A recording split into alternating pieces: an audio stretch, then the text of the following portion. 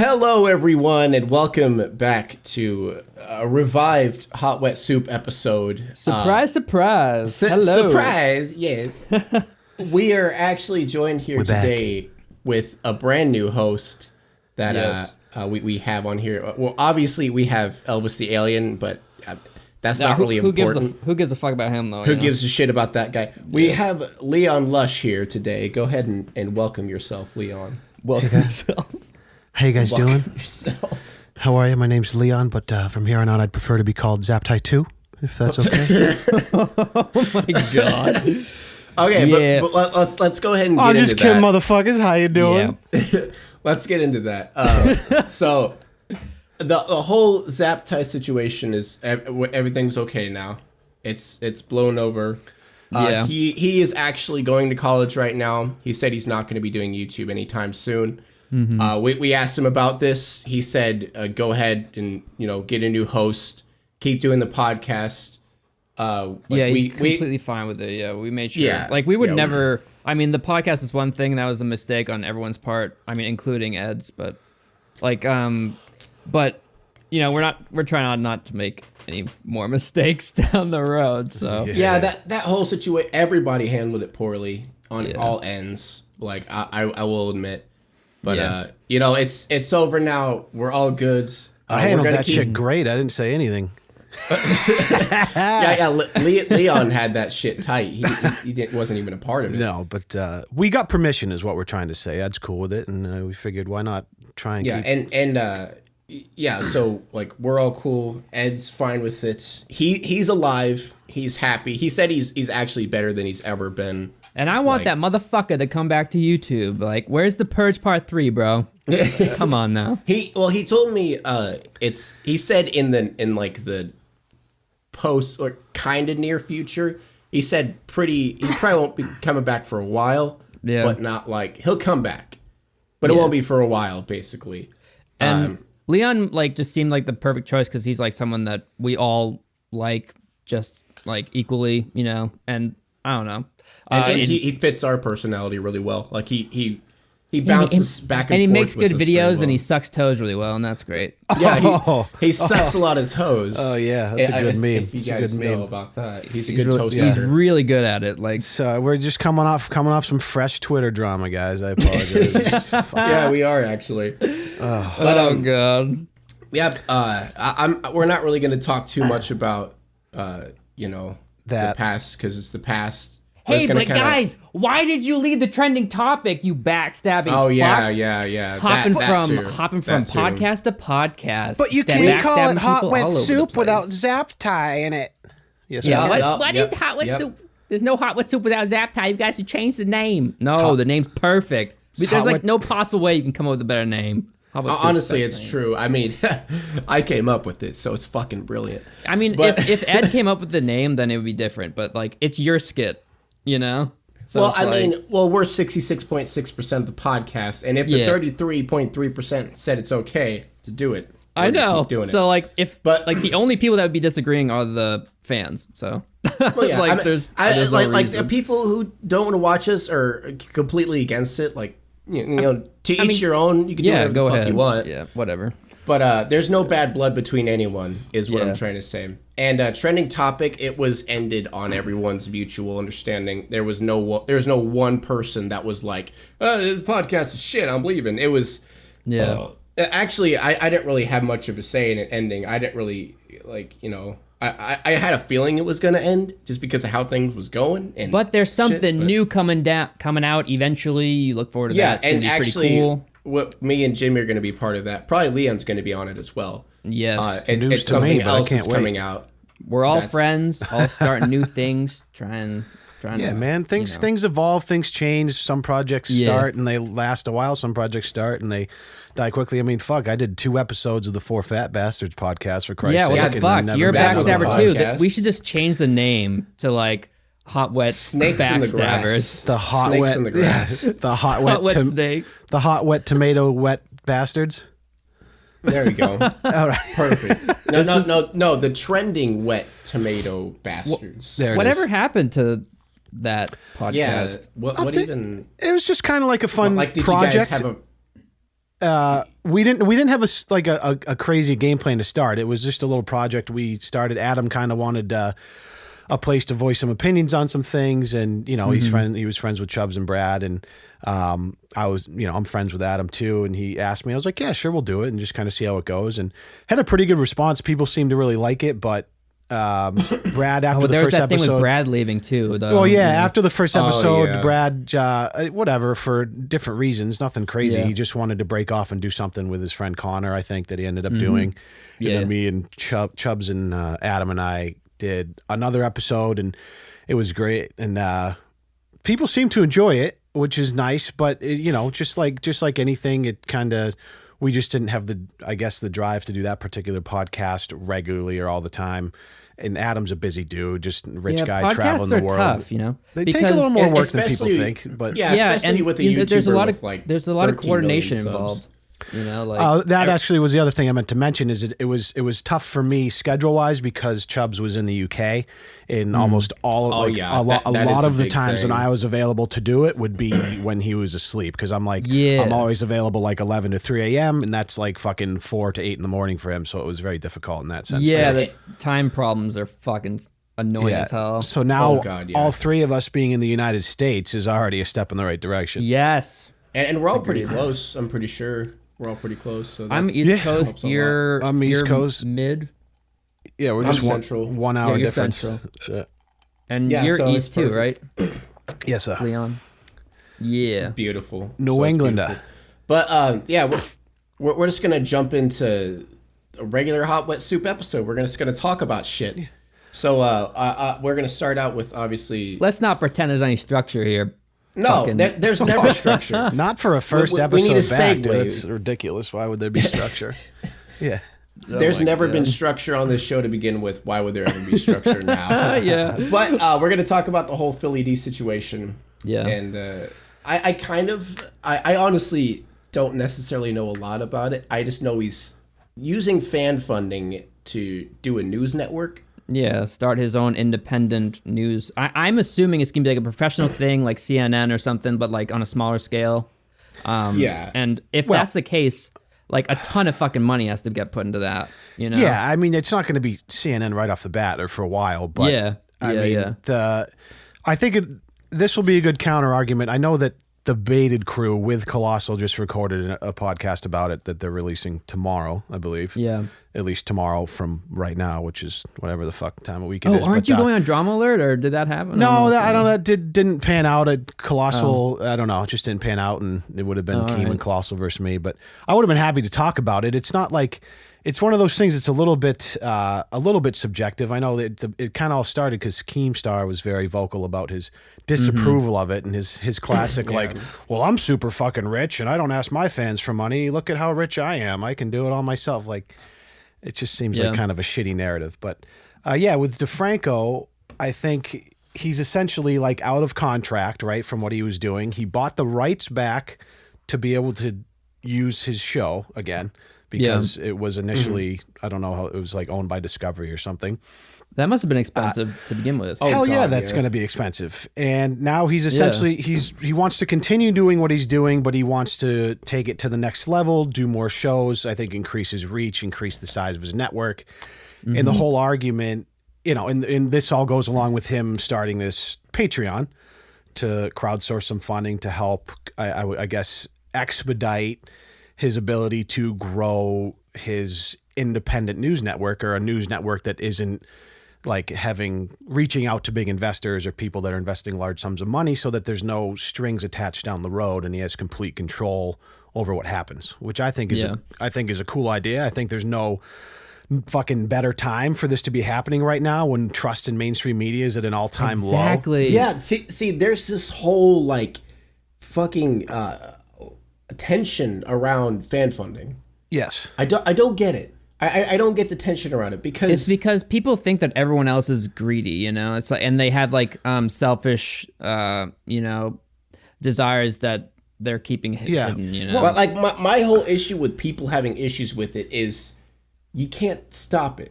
Like if people want to donate to someone, they're gonna donate to someone. Yeah, sure. I mean, I get it. I get when people are critical of creators and thinking that we have like ulterior motives to get rich quick for doing no work. And I mean, I'm sure there's people like that out there. Yeah. That's people like that. Not only that there's people like that out there, but I think there's so many cases we see, the things that we see more than, people creating a crowdfunding, people starting crowdfunding for this cool project that's successful and it goes well.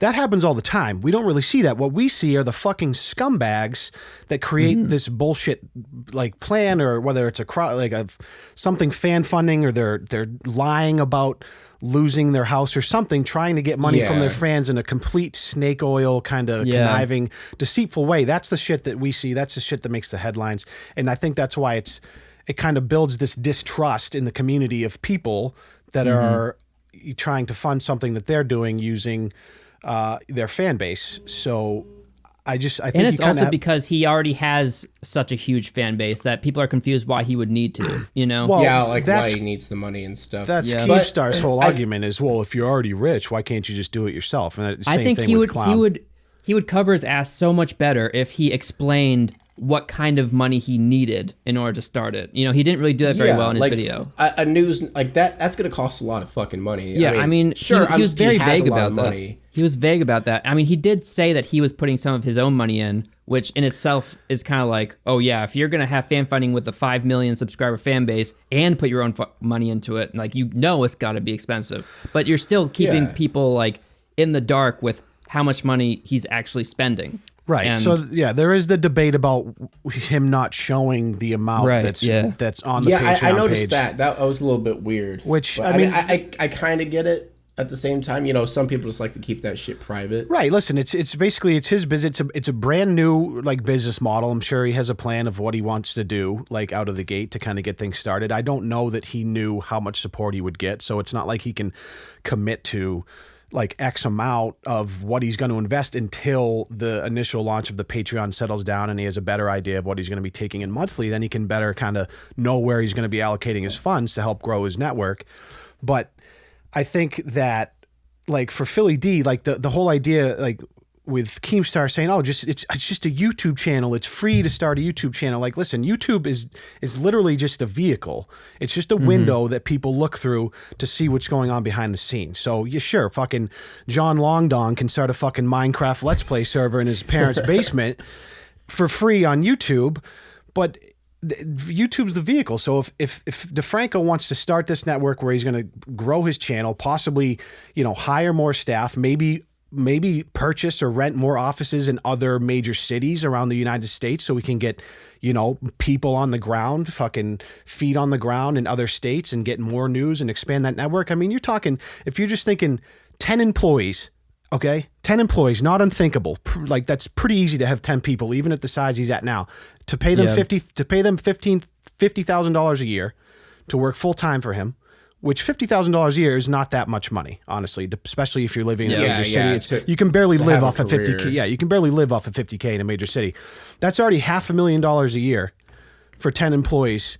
Just I know, it's for fucking, employees. It's mad. $500,000. That's the reason why it's just I don't have an issue with it. It's because that's going to cost a shitload of money, and I completely understand why he's doing it. I just think it's so short-sighted to be like, oh, well, he's just fucking recording videos like he's always done in his office, and it's not going to cost him any money, and he's a millionaire. I think that DeFranco has proven to me to be a pretty smart guy business-wise with a lot of vision for himself and his channel and his... And he is so organized and professional... Right, he's just good. He's good at what he does, and I think he has a vision to make it way, way bigger. And this is a great opportunity for him to expedite that process instead of having to slowly fucking, do 50K of his own money here, 100K there, and he can just take this fan funding and be like, boom, I'm gonna fucking smash this motherfucker down and start growing like a weed. And I think it's fucking great, man. And who knows how much he got? Even if it is 100K, that might not even be enough. To get what he's trying to accomplish. Honestly, he's probably going to be paying the majority of everything. This is probably just helping money, to be honest, just by how much it's going to cost. I'm sure. And how much of that is how much of that is going to be pulled from Patreon? They take a huge cut of that. Oh yeah, they take a huge cut, and it's interesting because even if he's making $100K a month on Patreon, which for most narrow-minded YouTubers are that's the most money I've ever heard of in my life. That's insane. But if you opened up one other satellite location in the United States and had 6 more employees, just to fucking have that many employees would probably wipe out your entire Patreon monthly just to pay those people. And then you're talking about production costs, technicians, all this shit. I mean, it's a massive operation that I think people just aren't understanding that I think he wants to do. I think that's the huge issue is not many people realize. I mean, that kind of goes for a lot of things. Just not many people realize the work that goes into it and how much it actually takes to do what he's planning on doing. People just think he's going to be sitting in his room with the camera in front of him talking, and that's it. Right. Exactly. When there's so much to it, then... I mean, we'll have to wait and see what he does with it, you know? Like, sure. But at the same time, I really like how you brought up earlier how YouTube can do whatever it wants, and we're all at its mercy, you know? And the fact that he has this huge amount of money coming in outside of YouTube is a huge advantage if he's starting a network, you know? And it's money that he can rely on. I mean, there's no better example than the fucking adpocalypse that just happened, where it's like probably all of his videos aren't going to be making any money in the first place. So to even suggest that, he should support himself off of ad revenue is ludicrous at this point. Like it was kind of ludicrous 4 months ago because ad revenue can be pretty unstable anyways. But since this whole adpocalypse, to suggest that that's a good business model is fucking ridiculous. Oh yeah, like all of us YouTubers now, or at least me and Jimmy, because Leon still has a job. But lucky bastard at this point. Yeah, I know. God damn it. Never. I should have never did this full time. But like I'm like basically struggling right now. We have to rely on like other people and outer sources. Like I'm doing merch. I'm doing streaming a lot more. Like there's just a lot of shit that it's sort of pushing us to go to different outlets or you have to diversify, work on different things. Like I'm working on music a lot more, like my actual music a lot more, just because it's basically driving me to work on other things and work on different projects, which is kind of a good thing. It's a good thing. It's good because it doesn't pinhole me just in YouTube and make me lazy. It's a terrible thing because I'm losing a lot of money. Yeah, but it makes us work harder. It does kind of bring us back a couple pegs to kind of push us to go forward more. You know, but like it sucks to say that because we are struggling, and spending hours upon hours making these videos and knowing that we'll get like a fraction of what we used to is it sucks. It's like a shitty feeling. Yeah, and the argument of like, why are you doing it for the money? It's our job now. It's a different world because when I had a job, and by the way, that job compared to what I get paid now, that job's fucking shit. But you live in like in the middle of nowhere though, like fucking. No, I got paid minimum fucking wage. Like it was shit, and I even got a promotion and everything. It was bullshit. Promotion too. Minimum wage plus 50 cents. Boy, I'm coming up. I'm coming up in the world, making 10,000 a year. Oh yeah. But it's a job now. So we do rely on the money. And to say it's demotivating to upload a video, it's really fucking demotivating because the amount of work I put into my videos now compared to when I had a job is way different. Like I put everything in these videos because I know, I love doing this and I want to keep this as a job. I got to work my ass off to keep it. You know? Absolutely. And I mean, I kind of sympathize when people are critical of YouTubers and think like, oh, he's trying to get the easy way out and just get money for doing nothing. And because it's really easy to do that using this platform if you abuse it, I don't know. Like I would say maybe even Boogie's Patreon is a good example of that, where props to him now because I'm pretty sure he took it out of all of his descriptions, privated the video and whatever, but he still has it up. But before, I don't know how many subs he had, but like it was definitely above 1 mil, and he made that Patreon video with no rewards. It's just like, yo, I'm making good money on YouTube. Give me more. It's like, is that what his situation was? Patreon's such an interesting thing because it's like it's so case by case. I feel like I know, for many definitely. situations, it's like it can be abused, right? But at the same time, like not You're not really. Like forcing even people. if you're fucking Boogie and you're sitting on 500 lbs, just chilling in your computer chair, guzzling Mountain Dew, and you fucking are making a killing on YouTube, you want to set up a Patreon, and he wasn't dishonest. It's not like he wasn't like, I'm going to give you this cool shit if you donate, and then didn't deliver. He was basically like, that's true. He was basically like, here's another But way at the same you can time, support me. it's like, oh, I'm not. It's like, yeah, you can be a scumbag and be a snake and not tell people, or you can be a scumbag to their face and tell them, hey, I'm being a scumbag. You're still being a scumbag. It's like it's the whole like self-deprecation, self-aware meme. Yeah. Like you could be saying you're a piece of shit, but at the same time you're still being a piece of shit. You just mean Boogie being a piece of shit for being successful on YouTube and then setting up a Patreon, essentially? No, if he just set it up and said nothing, I wouldn't have a problem. It's just advertising it to his million subs after already making a lot of money. Exactly, yeah. It's without having clear incentives or goals, essentially? Yeah, it's kind of like, well, where's does it end? It's just like, this is clear greed right here. Yeah. It just felt wrong, well, I guess. It depends on how you do it. But at the end of the day, and I'll always come back to this, it's like, listen, Patreon is 100% opt-in. There's like no trickery to it. You have to physically enter your information and like want to donate to this person to do it. And there are people that love internet creators so much that, they've been watching them for free for so many years. And even if they're making a killing off of ad revenue, they're like, I want to show this person that I care about them and I care about their content. So I'm going to part with $5 a month, which for that single person is nothing. It's a cup of fucking coffee a month you have to give up. Yeah. But when you have a large audience and you can crowdsource $5 a month from 5,000 people, it's a shitload of money. So it comes off as very, very greedy, which it can be. This is a little more of a gray area. This is a little different. Yeah, it's like you can think that they might be doing it for greed, but you really don't know. Like they could have great intentions, but you just really don't know. He made the video, which I thought was kind of weird. But the second thing that I had a problem with was the fact that he had tiers of money that people could choose that had no rewards. It just said like, oh, this amount would allow me to do this, or I would love you so much if you did this amount. It was kind of like, oh yeah. I don't know. It felt, no rewards it felt thing was weird. shitty. Without any rewards, it was just like, but I'm still going to put these tiers here to kind of incentivize that people pledge more to show that like, oh, you can if you want. Hello, like, nudge, nudge. Like, I think that is kind of a nudge. I think there should be at least some sort of reward-based tiers, even if they're simple, just something to delineate the tiers from each other. Chris Reagan does it perfect. He has a Patreon. He has no rewards, and he even says on his Patreon, he's like, I would rather you donate to me because you like my content, not because you're going to get something.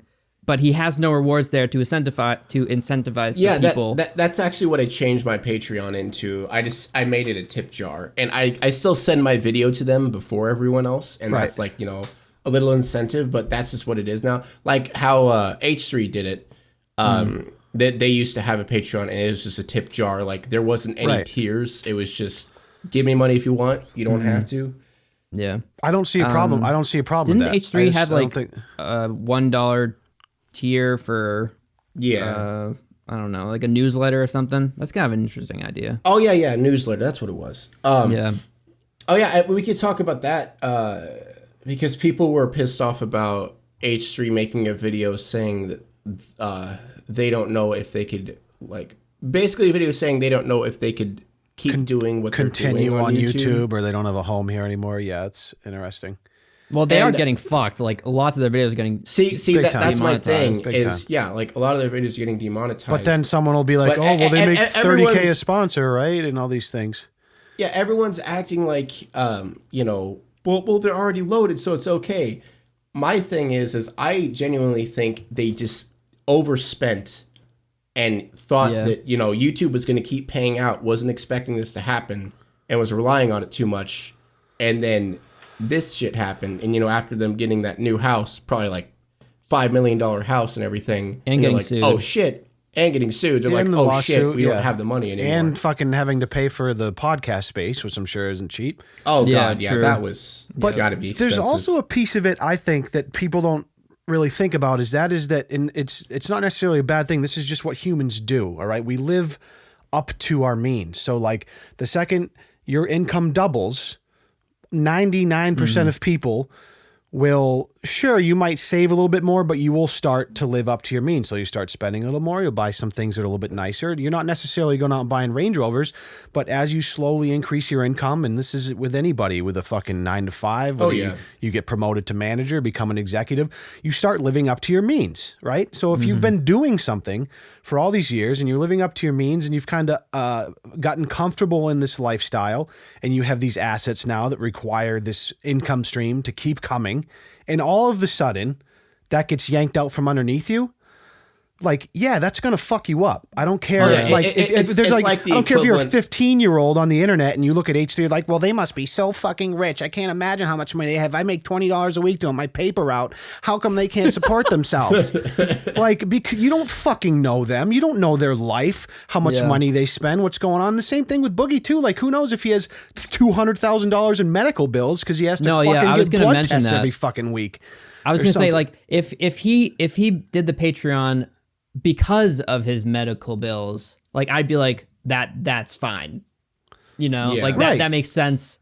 And even if on the reward tiers he said, I'm making this because obviously, like, I'm overweight and I need help, like, I'd be like, all right, well, that's your scenario and that makes sense. You should sympathize where you can, I think. Like, exactly, there's a point to be critical.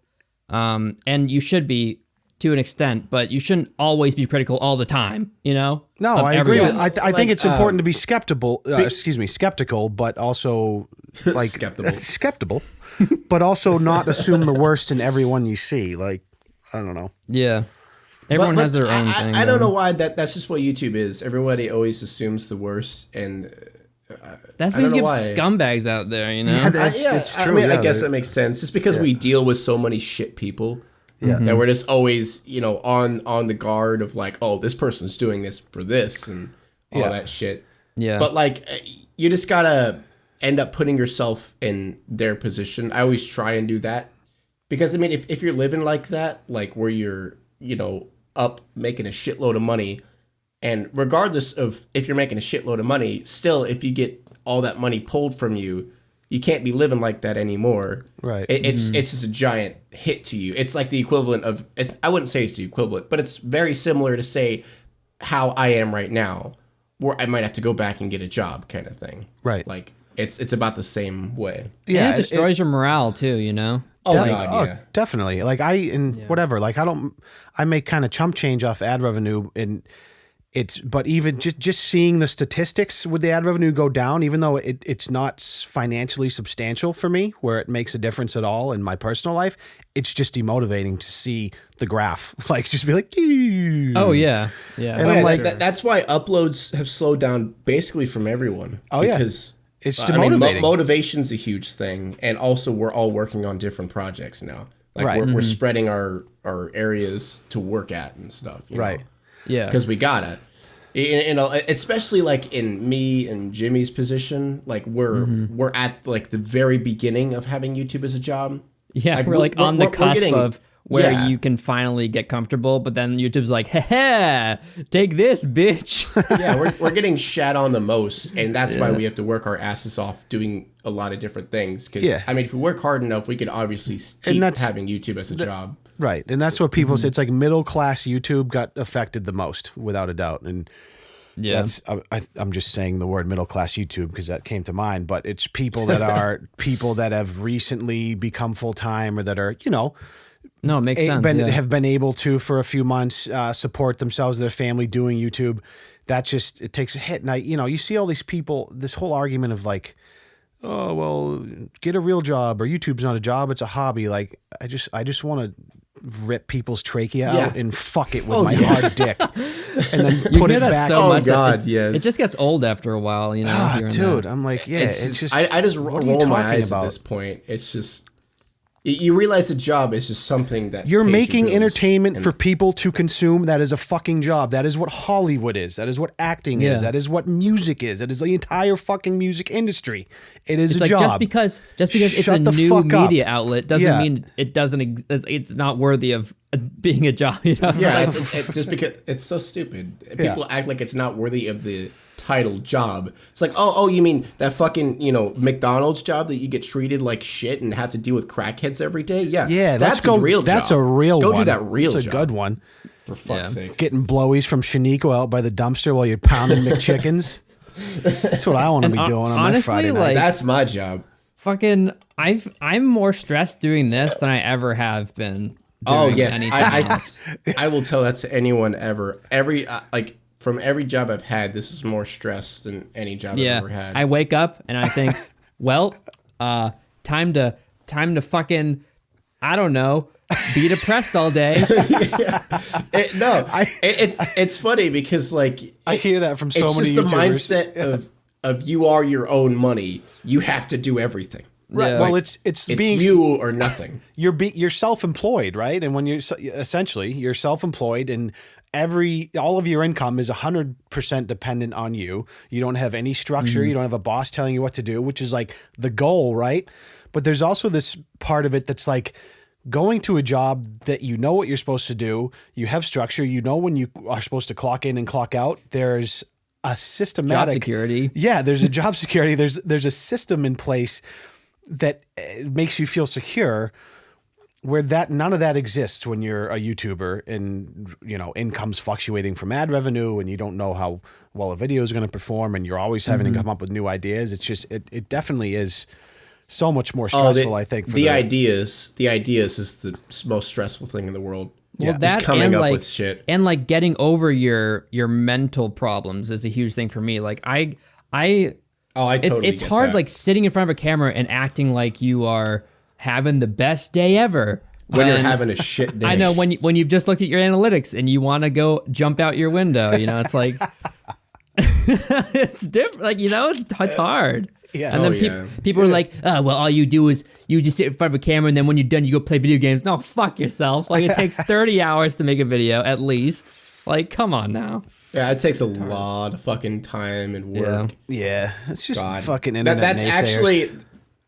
Because the funny part is my straight spinners video was supposed to be a 10-minute, not 10-minute for the meme, but you know what I mean? It's supposed to be a longer video. Right. And I was supposed to do a commentary afterwards, but I just wasn't happy. Didn't have it in you. You know what? I think the song's good by itself, and I just didn't believe that I would be able to portray it well without, being that happy. And honestly, you could tell in a lot of my videos, some of my videos, you could tell, oh, he's in a good mood this day. And somebody's like, oh, he's not that great a mood that day. Or at least I can. Yeah, same here, yeah. And I mean, I've trashed videos just because in the recording process, I just wasn't feeling it, And it's just and it sucks too, because when you have a real job, it's like, oh, you have an off day? That's fine. Just come in tomorrow, do better. Well, if you have YouTube, it's like, have an off day? Well, not getting paid. Fuck you. Yeah, exactly. It's shit. You could be depressed at work all you want. Nobody gives a shit. Nope. I know. Yeah. It's that's the difference. People, it's hard for people to. I mean, granted, it is hard to put yourself in a YouTuber's shoes if you have no idea what it's like, and you can't blame people for that. It looks simple from the outside in, and it's I don't know, it's so easy to shit on YouTubers just because of when I was a viewer, I thought it was the easiest thing in the world. Yeah. When I used to be just a viewer and didn't actually work on videos, and then when you start working on videos, you're like, fuck. Jesus Christ. Yeah, you do it twice. You do it twice in a row and you're like, this is the easiest thing in the world. Yeah, try doing it 100 times in a row. You fuck. Yeah. And then do it another 100 times. It's come on. It's not. After a while it gets old just like everything else, and then you have to spice things up with new things. And then you find out that your audience doesn't like those things. So you have to find out what the algorithm likes, what your audience likes, what you like. It's all it's so much stress that people just toss aside like it doesn't even exist when they're shitting on YouTubers. It's you're your own boss. It's the best thing in the world. I would do anything. I would kill. I work at McDonald's. I flip burgers for $7.50 an hour. It's come on. See, to those people who say that shit, I'm just well, if you want to be a YouTuber, then just fucking try. Do it. Start making like, content. stop saying you're jealous of us being YouTubers. Like, it's not fucking easy. If you think it's so fucking easy, do it. You know? I know, right? Yeah. And it depends too on the content. I mean, you see these channels that randomly fucking blow up, like the 1,000 degree knife bullshit and all the algorithm clickbaiting stuff. When these people that shit's easy, or like the press thingy, the hydraulic press, like that. Right, that'd be easy. Yeah. So, but it's different for everyone. Like, if you're an actual person trying to come up with creative ideas, but do it in a way that is topical and relatable, so you can get some traction with people for, being something they can relate to a little bit. It's just, and then, work all this time on that and put it up and see it fizzle because it was original. And then you're like, fuck, I got to do this all again to have a video tomorrow. I don't even have an idea started. I have to fucking, I haven't even rubbed one out in 2 days, and I got to fucking, like, what am I supposed to be honest, do? I don't have time for this. I give props to people who like put daily videos out. I'm just like, how the fuck I don't know can you do how they do it. I mean, even if the videos are complete garbage, it's still just like, I know. How can you have like, I don't know. I just couldn't do it. I don't know. I don't either. I mean, but they might not take pride in their videos, which would be different. Like, because I take a lot of pride in my videos, so I like to spend a lot of time on them. But some, I don't know. Yeah, me too. I like seeing my videos like little projects, like little works of art, kind of. I know they're silly and full of memes and stupid sometimes, but like, right. I spend a lot of time on them. I'm proud of them, and I think it's like, it's different when you're pumping them out daily. You kind of get used to the rhythm, and it's like no video really means a lot to you. It's more just like, all right, what's the next one? All right, on to the next one. Yeah, and you want to make them rewatchable, Right. I do feel for those people though, because that must get old fast, and it must get really fucking annoying to find new ideas all the fucking time. Yeah. And I don't know. I mean, like when they get to that level, they could just have people working for them. Yeah, they could have people look for them, but I don't know. I will say, and this is coming from someone. I'm the one of the three that isn't a full-time YouTuber, so I don't have this necessarily the same experience. But with all the stress that comes along with YouTube and being a creator, and definitely added stress if it is your main source of income, which I haven't experienced yet. But there is an immense sense of reward, I feel, as well, by having a community that interacts with you, appreciates what you do, people you can bounce ideas off of, people you can collaborate with. I think it's like incredibly rewarding at the same time as it is incredibly stressful, and you don't really know what the fuck's going to happen next month kind of thing. Yeah, it's a huge toss up, like it is a coin toss with every video, and it sucks because like, especially when you have a 1 video a week release, tops maybe 2. Like me and Pig, like, because we have to have those videos do well. It's not really a choice. It's like, if they don't do well, we don't get money and we don't get food. Exactly. Like I can't make like just a completely original dumb skit anymore. It seems like, because I'm not at the level where it'll get an okay amount of views where I'll be okay. Right. I have to look for me to make those creative skits, but at the same time talk about something topical or mention something topical. And then we'll get shit on if we do talk about trending topics. No. It's like, stop jumping on the bandwagon. It's like, you can't fucking win. And that's and for me, it's similar in the way that I have the freedom to do whatever the fuck I want because I don't depend on the money from YouTube, but I also want to grow my YouTube, so I feel obligated to talk about things that will get views or create content around pillar topics that are, whether it's trending or something that'll be relevant enough to possibly, by some fucking grace of Jesus Christ from on high, get put into recommended for 17 minutes. Like the first experience I made this video about Mr. Beast like 2.5 weeks ago, and it was the first time I ever had a video like hit recommended. It was like normal growth for like 4 days. It was like a couple views. By 4 days I had like 10K, normal shit for a Leon Lush video. And then all of a sudden it just fucking blew the fuck up. Got like 30,000 views in like a night, and I was like, holy fuck. I was getting all these comments. Did it for 2 days, and then it just stopped, and I was like, I had a fucking huge heart on. No, it's funny because my video, The Worst Person on the Internet, it's basically the only reason my channel got to 90K, because it I don't know why, it like took with it a few videos up to the recommended with it somehow. Like just here and there, but that video was always there. There's just no fucking rhyme or reason. Like it'll go in for a day, like that just 2 happened. days. Like I just blew up, got 30K subscribers in like a couple weeks. Hell yeah! And it's about time after like so long of you just grinding for nothing. It wasn't even like I was trying. Like it just happened. And it was an old video. It was 3 months old, and it just happened. Your Instagram videos are doing well too, though. You know. Yeah. Like my Brent Rivera video already has 100K, which is really rare for me. Stellar, but Leon, I gotta say that one video was pretty fucking clutch. That was some fire shit. I love that video. I watched it 3 times. I thought it was so funny. Me and my wife were on the floor laughing. That shit was so good. Just because I've never heard of Mr. Beast before, so maybe I thought it was more funny. Yeah. But like when I watched it, I was just like in tears. I thought it was so good. Like just like when you were memeing him with like the egg carton on your chest, and then when fucking when you're like, all right, let's move to the midway point. Let's see how he's doing. And then you see his face. He's fucking like falling. He looks like he's dying. Oh my god! 5 hours it was watching so him. Good. Yeah, sometimes. I don't know. Some movies, like some videos, obviously come out better than others, and that was just fun to see that one kind of catch. Recommended, but then of course days after my channel died again, and I'm back to making 15 subs a day. Though. Yeah, 15 subs a day. No, actually, my the video that got the 500,000 views on my channel, it originally like a month after it was uploaded, it blew up. It got into recommended, and then it got age restricted, and it was hilarious because you could see the real time views.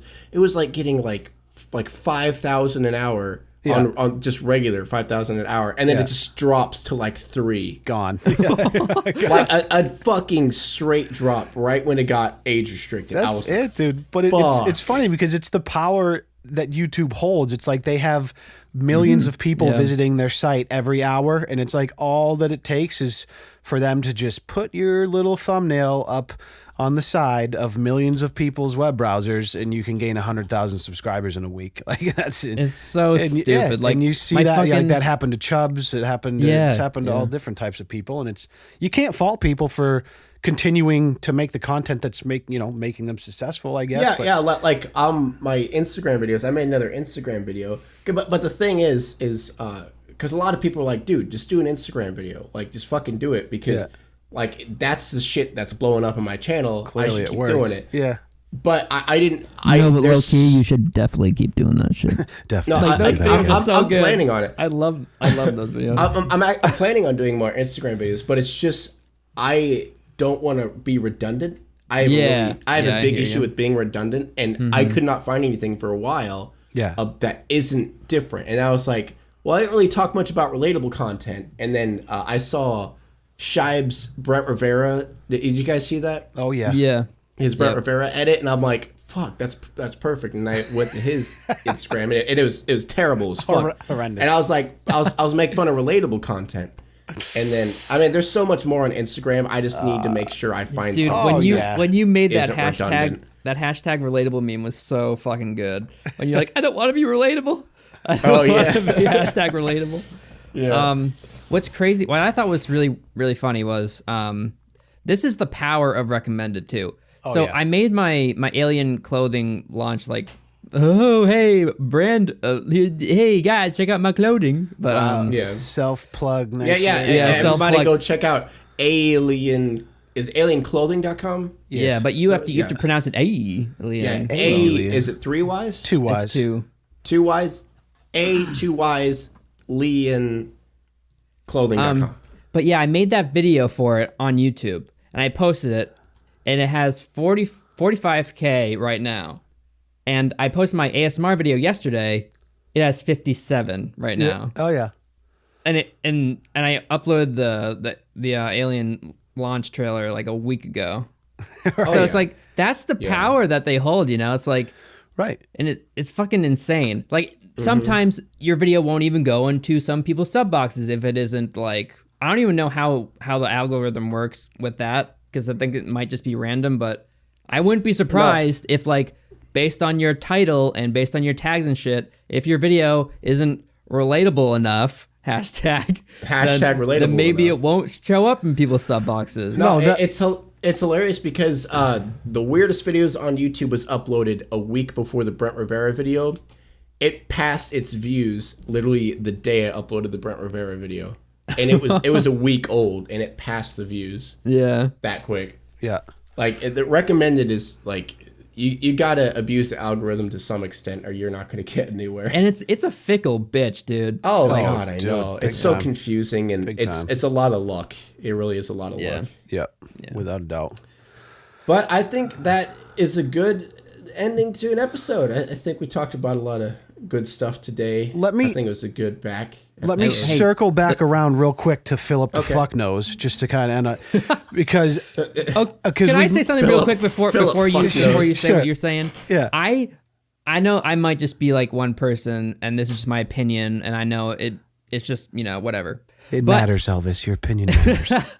We love you. Absolutely hate the whole beautiful bastards thing. Oh god, yes. I think it's cringy as hell. It is cringy so much. As hell, dude. I think that for the first several years when I watched this video, it made my penis shrivel up inside of like my body in a little ball because I hated it so much. Dude, bring back Nation when he said "Welcome back, Nation." Like that was fine. What was wrong with Nation? No, it is a little cringy, but I've heard it so much now that it doesn't faze me as much anymore. Yeah, it's just his thing now. But it's his thing. I don't know what it is about YouTubers calling their fans stuff. I know.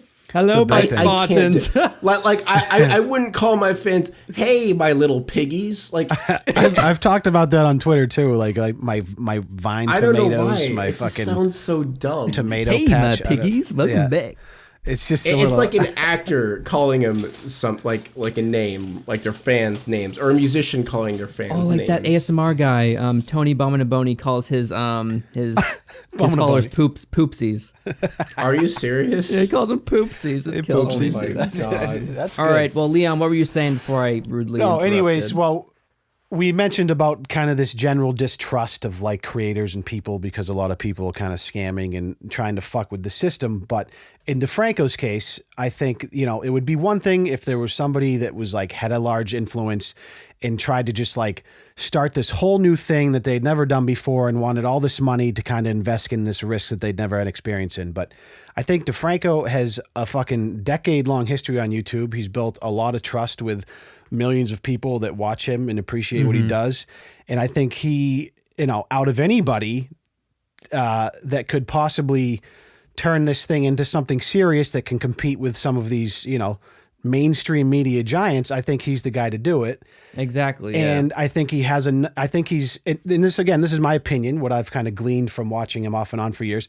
I think he's a stand-up guy to the point where he's not gonna, sure, he's hiding how much he's making, but I don't think he's fucking behind the scenes fucking buying his family houses on the side. Like, I think he's really trying to make something out of this. And yeah, he's no fousy tube. That's what I mean. Yeah, like, yeah. It's just, so that's one thing I just think is. I completely agree though. I think he's, from what I've seen, he seems like a really, like at least a level-headed guy. He's pretty smart. I can't really think of any time in his history, which is huge, by the way, where he's really fucked up. Right. Yeah, like his intentions seem pretty... Right. And he has fucked up, and everybody has, but he generally handles it pretty well. Not like a huge fuck up, though. No, like, there's no drama alert, like pedophile accusations. There's no the end episode on Hot Wet Soup or anything like that. Anyways, so to end what I was saying, guys, fucking Patreon, it's voluntary, so if you want to donate, do, and if you don't, then who fucking cares if someone has one? Shut the fuck up. It's all on the viewer. Jesus Christ. Really, just if you want to fucking give somebody money and you love them, go do it. Who cares? And if you want to be a cunt and shit on all the YouTubers because you think their lives are perfect and they're making all this money, then go ahead.